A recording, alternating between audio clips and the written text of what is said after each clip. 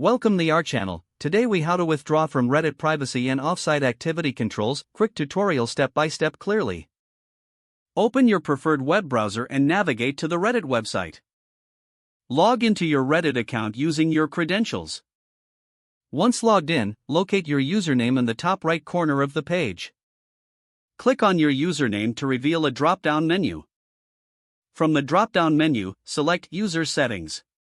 In the User Settings menu, find and click on the Privacy and Security tab.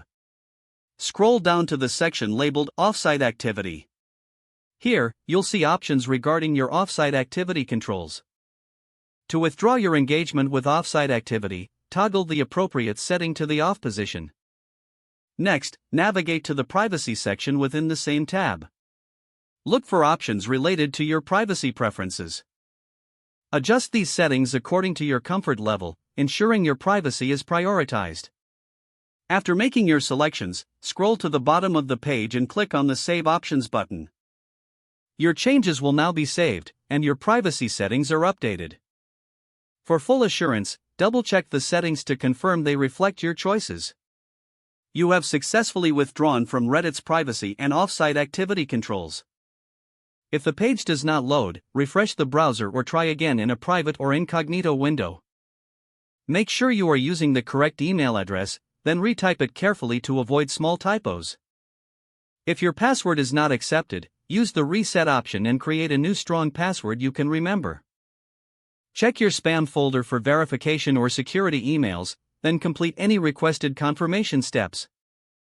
Enable two-factor authentication if available to improve account security and reduce unauthorized access risk. After signing in, review your profile details so your contact information and settings are accurate and current. If you see an error message, note it down and try again after restarting your device and internet connection. Log out when you finish, especially on shared devices, to keep your account and payment information secure. If the page does not load, refresh the browser or try again in a private or incognito window. Make sure you are using the correct email address, then retype it carefully to avoid small typos.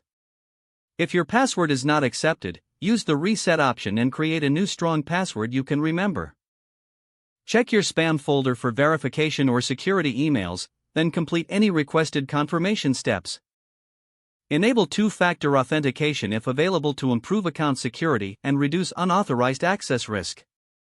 After signing in, review your profile details so your contact information and settings are accurate and current. Don't forget to like this video and subscribe to our channel for more step-by-step tech guides.